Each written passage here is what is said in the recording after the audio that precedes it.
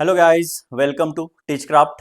आणि आज इथे आपण जमलेलो आहोत एका अत्यंत महत्त्वाचा टॉपिक डिस्कस करण्यासाठी. मागच्या काही दिवसांपासून तुम्ही वेगवेगळे न्यूजपेपर बघत असणार, वेगवेगळे न्यूज चॅनल बघत असणार आणि वेगवेगळ्या देशांचे सोशल मीडिया हँडल्स तुम्ही बघत असणार. तर त्याच्यावर अत्यंत महत्त्वाचा आणि बिकट प्रश्न जे आफ्रिकेत आलेला आहे तो म्हणजे इबोला व्हायरसचा आउटब्रेक किंवा उद्रेक.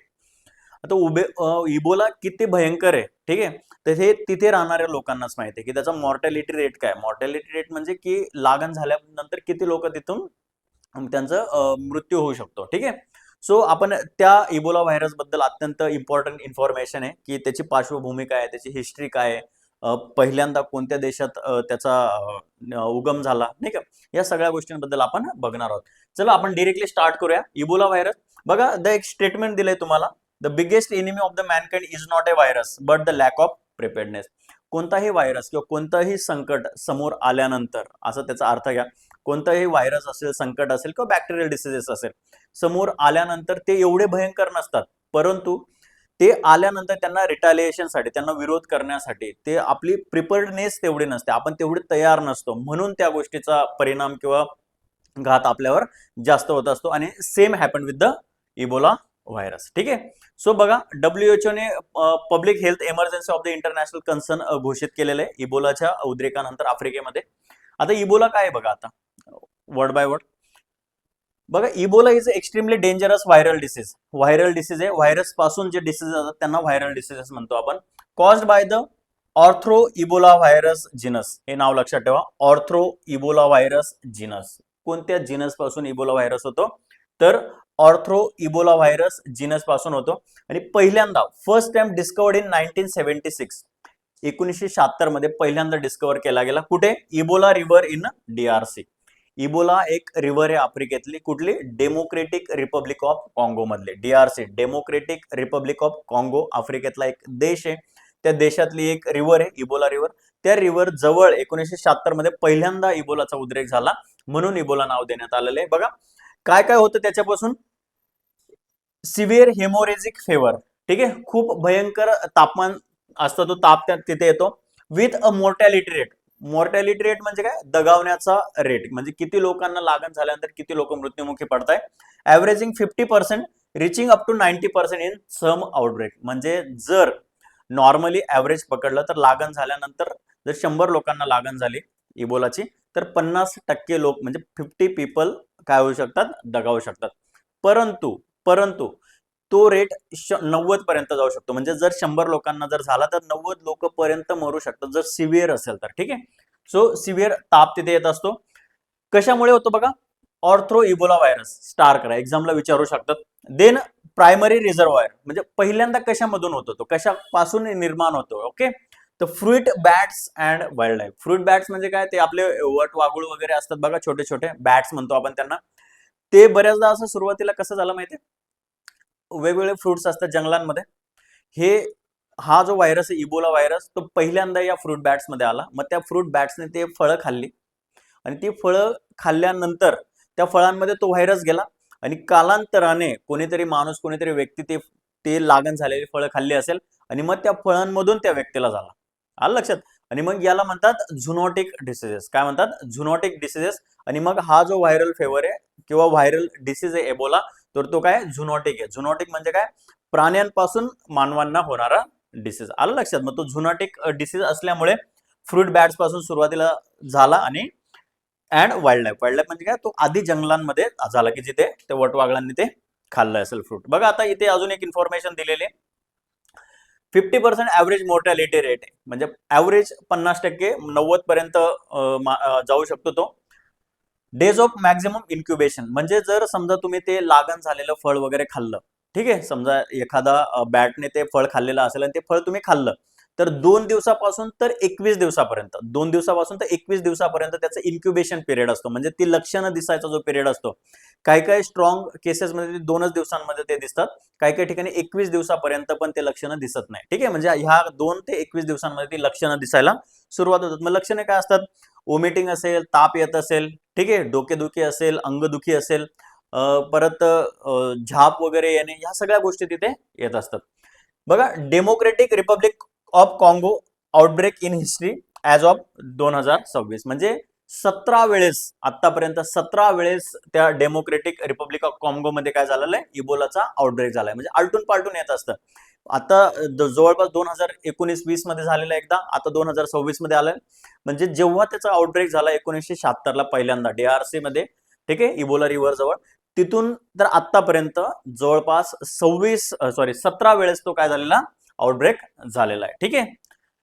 सो बघा, हाऊ इबोला स्प्रेड्स. आता इबोला स्प्रेड कसा होतो, आता वेगवेगळ्या गोष्टी सांगितल्या जातात की कशा प्रकारे, म्हणजे मग फळ खाल्ल्याने होतो किंवा सोबत जेवण केल्याने होतो, XYZ गोष्टी सांगितल्या जातात. बघा आता major concept, infected by body fluids. Body fluids असेल, मग सलाइवा असेल, ठीक आहे, स्वेटिंग असेल, घाम असेल, ठीक आहे. सो ऑल दिस थिंग्स बघा, blood, sweat, saliva, urine, vomit and other bodily secretions from infected individuals. जर एखादा इंडिव्हिज्युअल ह्या इबोला व्हायरस पासून इन्फेक्ट झालेला आहे, तर त्याच्या शरीरातील एनी बॉडी फ्लुइड, ठीक आहे, मग ते वोमिटिंग असेल, युरिन असेल, सलाइवा असेल, स्वेट असेल, सरळ सरळ एकदम साधा क्वेश्चन म्हणून देऊ शकतात की यांच्यापैकी खालील कोणत्या गोष्टीमुळे इबोला होऊ शकतो समोरच्या व्यक्तीला. मग त्याच्यात हे सगळे वर्ड्स तुम्हाला माहिती पाहिजे, आणि ज्या इन्फेक्टेड इंडिव्हिज्युअल कडून ह्या सगळ्या गोष्टी तुम्ही घेणार, ठीक आहे, लागण होणार, तर त्याच्यामुळे तो दिसायला सुरुवात होणार. दुसरा आहे कंटॅमिनेटेड इक्विपमेंट. इक्विपमेंट म्हणजे कोणती वस्तू, सिरिंजेस असतील, इंजेक्शन्स असतील, ज्या तुम्ही घेतात. कंटॅमिनेटेड म्हणजे काय, ज्या ऑलरेडी त्या इबोला व्हायरसने इन्फेक्टेड झालेल्या आहेत. गेटिंग. निडल्स असतील, सिरिंजेस असतील, मेडिकल टूल्स असेल, not properly sterilise, carry transmission risk. Suppose एखादा माणूस आहे, त्याला ऑलरेडी इबोला व्हायरसची लागण झालेली, तो हॉस्पिटलमध्ये गेला, त्याला डॉक्टरने इंजेक्शन दिलं, पण ती जी सिरिंज आहे, ठीक आहे, ती चेंज नाही केली किंवा चेंज न करता स्टेरिलाइज करावं लागतं. ठीक आहे, ते स्टेरिलाइज जरी नाही केली आणि तीच सिरिंज दुसऱ्या व्यक्तीला दिली, तरी पण तो व्हायरस ट्रान्समिट होण्याचा धोका काय करतो, वाढत असतो. Are waiting. So contaminated equipment झाला. नंतर ॲनिमल रिझर्वॉयर. त्याच्यात fruit bats are primarily host, spill over to the humans via contact with the infected wild life. काही लोक भरपूर प्राणीप्रेमी असतात, ठीक आहे, मग प्राण्यांना चिपकणे, ठीक आहे, त्यांना हक करणे, XYZ गोष्टी असतात. फॉर एक्झाम्पल कुत्र्यांच्या बाबतीत तुम्ही बघितलं असेल, पाळीव, ठीक आहे. सो तर त्या प्रकारे जर तुम्ही रिझर्वॉयर मध्ये गेलात आणि खूप जास्त प्राणीप्रेमी असेल, तर ते अशा प्रकारे ते होऊ शकतं. ठीक आहे. नंतर हेल्थ केअर सेटिंग्स. बघा आता हेल्थ केअरच्या रिलेटेड काय काय, health care workers face high risk without the proper PPE and isolation protocols. ठीक आहे. मग हेल्थ केअर सेटिंग, जे हेल्थ वर्कर्स असतात, जर तुम्ही बघितलं असणार मागच्या 2 दिवसात असं झालंय की जे Ebola is like the same, म्हणजे कोरोना जसा व्हायचा की एकदम पॅक करून ती, म्हणजे डेथ झालेला जो माणूस आहे त्याला पॅक करून घेऊन गेलं जातं, सेम इबोला झालेला माणसाला पण तसंच पॅक केलं जातं एकदम बॉडी त्याची, आणि ते एक कॅरी केलं जातं. तर जे इबोला वरियर्स आहेत थोडक्यात, की जे इबोलाचे जे पेशंट्स जे दगावलेले त्यांना कॅरी करतात, ते सुद्धा दगावलेले आहेत, की म्हणजे जे फायटर्स लोक असतात, ठीक आहे, ते सुद्धा मेलेले आहेत. ठीक आहे. बघा आता, इबोला इज नॉट एअरबॉर्न. लक्षात ठेवा, Ebola is not airborne. Transmission requires direct contact with infectious bodily fluids. Direct contact लागतो. असा नाही की समोर एखादा माणूस उभा आहे ज्याला इबोला झालेला आहे आणि मी इथे उभा आहे, तो बोलतोय आणि मला होईल, असं नाही होणार. जर तो बोलता बोलता त्याच्या तोंडातून थुंकी विंकी बाहेर निघत असेल आणि ती माझ्यावर पडत असेल, then there are the chances, कारण की तो मग बॉडी फ्लुइड त्याच्यावर माझ्यावर येतोय. पण until and unless he is clearly talking without any small particles of his saliva, तोपर्यंत मला ते होणार नाही. ठीक. So this are the things. Symptoms and progression. Symptoms कशा प्रकारे दिसतात, प्रोग्रेशन कशा प्रकारे होते त्याची. बघा आता, इन्क्युबेशन पिरियड म्हणजे जेच लक्षणे दिसण्याचा पिरियड की 2 दिवसापासून 21व्या दिवसापर्यंत दिसतात, आणि ते वेगवेगळे फेजेस आहेत. फर्स्ट फेज काहीच वाटणार नाही, एकदम ऍब्सोल्युटली नॉर्मल, जसा ताप येतो, अंग दुखतं, थंडी, ताप, काहीच वाटणार नाही. सेकंड फेज मध्ये मग जरा अशक्तपणा येणं, उलटी होणे, जुलाब होणे, XYZ गोष्टी.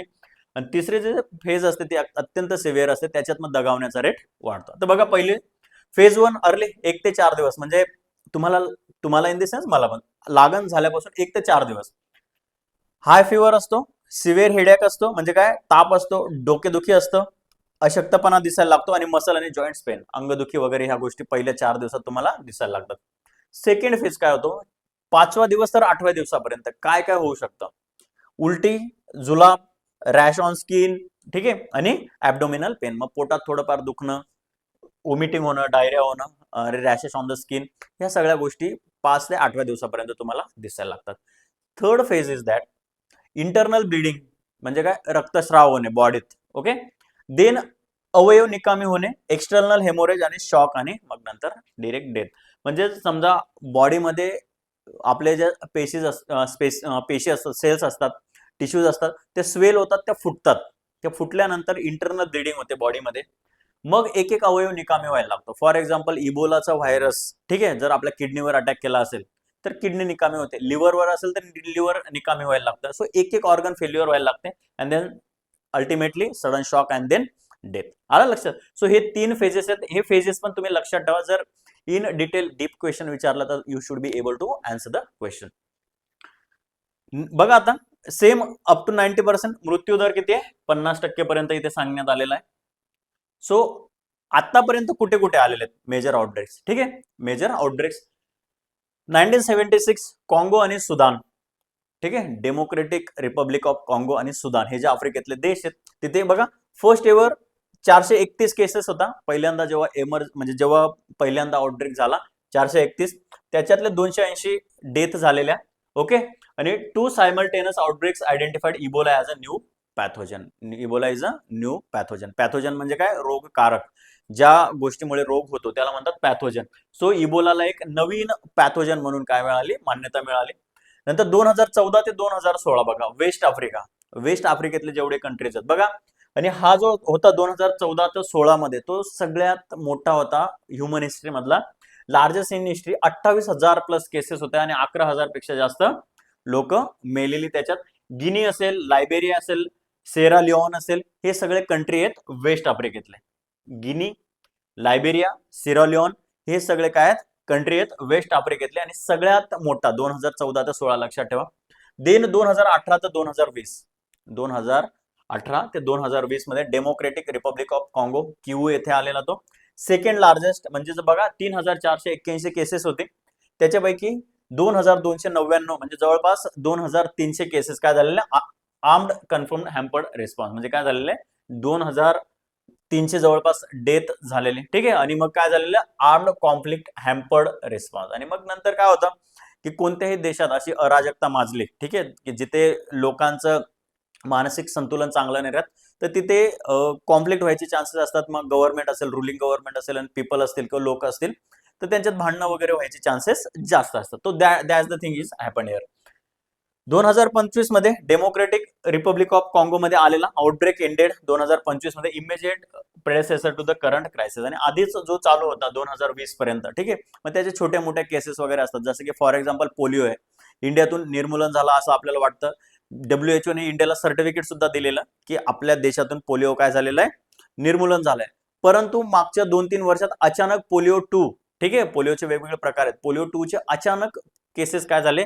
वाढले, आणि ते आपल्याला परत ते सर्टिफिकेट WHO ने काढून घेतलं. सो इंडियामधून पोलिओ गेलेला नाही. त्याच प्रकारे यांना वाटलं की 2018 ते 20 मध्ये इबोला पूर्णपणे नाहीसा झालेला, पण तसं नव्हतं. तर त्याचे बारीक बारीक स्ट्रेन्स चालू होते, आणि 25 मध्ये परत तो काय झाला? इमर्ज झाला, आणि 2025 च्या डिसेंबर मध्ये अगेन तो काय झाला? थांबला. Done. Now the latest 2026 again कुठे? डेमोक्रेटिक रिपब्लिक ऑफ काँगो आणि युगांडा हे जे देश आहेत, ठीक आहे, परत तिथे इमर्ज झाला. ऑनगोईंग आहे, चालू आहे. आता इम्पॉर्टंट, सगळ्यात इम्पॉर्टंट लक्षात काय ठेवायचं बघा, बुंडी बोगियो स्ट्रेन. इबोलाचा बुंडी बोगियो हा स्ट्रेन आहे, आणि तो अत्यंत महत्वाचा आहे. त्याच्यामुळे आता झालेला आहे. जसं कोविड आला, कोविडचे वेगवेगळे स्ट्रेन निर्माण होत होते. Are you getting? You are all aware of this. आज ह्या वेळेस वेगळा स्ट्रेन आहे, दुसऱ्या वेळेस वेगळा स्ट्रेन आहे, आणि ते स्ट्रेन काय होत होते? कंटिन्युअस चेंज होत होते, म्हणून आपल्याला ते समजत नव्हतं. गेटिंग? सो बुंडी बोगियो स्ट्रेन आहे. 575 प्लस सस्पेक्टेड केसेस आहेत, आणि आतापर्यंत ऑलमोस्ट 150 लोक काय झालेले आहेत? मेलेले आहेत. WHO ने त्याला काय केलेलं? Public health emergency of international concern. Public health emergency of international concern declare केलंय 17 मे 2026 या दिवशी. तारीख लक्षात ठेवा, तारीख अत्यंत इम्पॉर्टंट आहे. आजकालच्या एक्झाम्स मध्ये तारीख सुद्धा विचारली जाते. ठीक आहे. सो ही पूर्ण टाइमलाईन लक्षात ठेवा. कितव्या वेळेस आहे? तर हा 17व्या वेळेस उद्रेक झालेला आहे त्या गोष्टीचा. Done. Now let's see 2026 Ebola emergency बघा. मग याच्यात 575 148 आणि 17 म्हणजे 17 मेला ते पब्लिक हेल्थ काय केलेले? डिक्लेअर केलेली आहे. देन की डेव्हलपमेंट बघा, caused by the rare Bundibugyo strain, no approved vaccination त्याच्यावर अजून पण अवेलेबल नाहीये. Spread to 11th health zones Ituri and North Kivu provinces of the Democratic Republic आणि कॉंगो. बघा आता कन्फर्म केसेस बघा, Kampala, Uganda, risk of the virus सगळ्यात जास्त केसेस कुठे दिसत आहे. Then WHO director general deeply concern about the scale and spread आणि impact DRC health instruction responses. Getting? So these are the things. आता most affected countries बघा, democratic republic of Congo सगळ्यात जास्त हाय क्रिटिकल आहे. Epicentre of the most outbreak 17 total since 1976 पासून 17व्यांदा आलाय तिथे. Then असेल युगांडा असेल, आता कंपाला युगांडाची काय आहे कॅपिटल सिटी आहे. देन गिनी असेल, लायबेरिया असेल आणि सेरालिओन, हे सगळे देश लक्षात ठेवा. इथे काय इबोलाचा आउटब्रेक झालेला आहे. डन.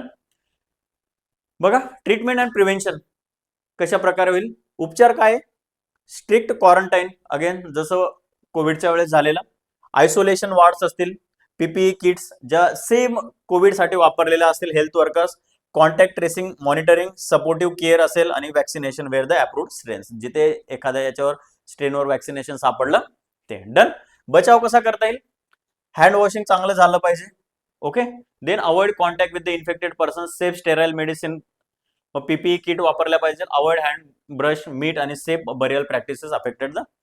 एक काम करा, कोविडसाठी ज्या गोष्टी वापरलेल्या गेलेल्या आहे सेम इबोलासाठी वापरल्या जातात. पीपीई किट असेल, ठीक आहे, वॅक्सिनेशन असेल, साफ स्वच्छ हात धुणं असेल. Okay.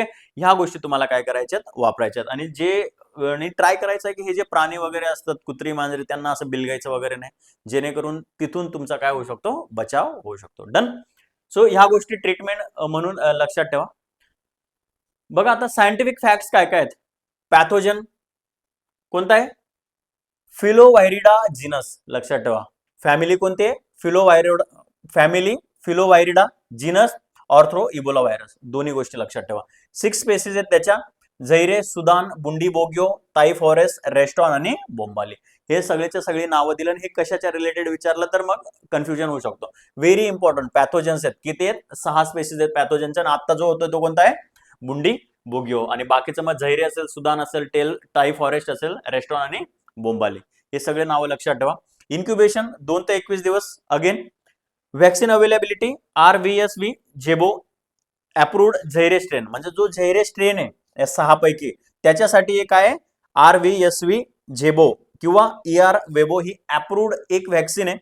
No approved vaccine for the Bundibugyo strain. आणि आता 2026 मध्ये जो स्ट्रेन आलाय त्याला एकही काय नाहीये, अप्रूव्ड वॅक्सिनेशन नाहीये.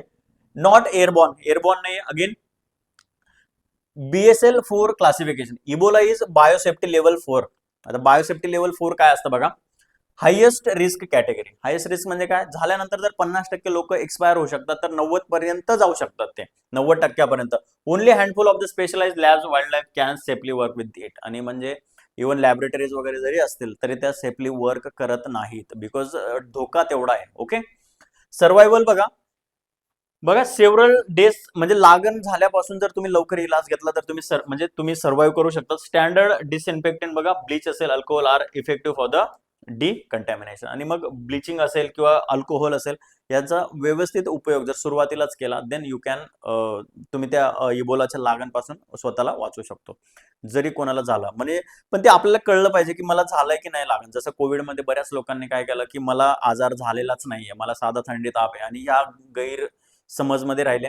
आणि मग तो इन्क्युबेशन पिरियड जसा वाढत जातो तसा तो जो व्हायरस बॉडीमध्ये असतो तो फ्लरिश होत जातो. आणि एकदा का पूर्ण बॉडीमध्ये व्हायरस फ्लरिश झाला तर त्याला कंट्रोल करणं अवघड होतं. Same happen with the corona. आणि सेम प्रिकॉशन्स तुम्हाला इबोला सारख्या आजारात घ्यायच्या. तो पण व्हायरल डिसीज होता, हा पण व्हायरल डिसीज होता. आलं लक्षात. सो आय होप की तुम्हाला इबोला व्हायरस बद्दल बऱ्यापैकी इन्फॉर्मेशन भेटली असेल. बघा आता इथं पण सेम म्हटलंय, मानव जातीचा सर्वात मोठा शत्रू विषाणू नाही तर त्यात तयारीचा अभाव आहे. म्हणजे आपण ते तयारीसाठी तयारच नाही. फॉर एक्झाम्पल जग कोविड सारखा असा एखादा आजार येईल याच्यासाठी तयारच नव्हतं, पण ज्यांनी केलेला इव्हन त्यांना पण तयारी नव्हती. सो ऑल दिस थिंग्स बघा.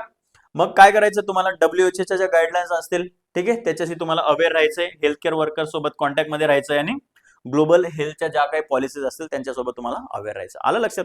सो इबोला बरोबर एवढी इन्फॉर्मेशन सफिशियंट आहे. जिथे मी इम्पॉर्टंट सांगितलंय ते तुम्ही काय करा, स्टार करा, लिहून ठेवा. ही PDF पण तुम्हाला मिळून जाईल. ठीक आहे. सो मेक शुअर दॅट की तुमचा अभ्यास कंटिन्युअस चालू राहिला पाहिजे. ठीक आहे. परत भेटूया नेक्स्ट व्हिडिओमध्ये. नवीन एक टॉपिक घेऊन की जो एक्झामसाठी एक्झाम पॉईंट ऑफ व्ह्यूने अत्यंत महत्त्वाचा असेल. So on this note we will take a pause. Thank you everyone.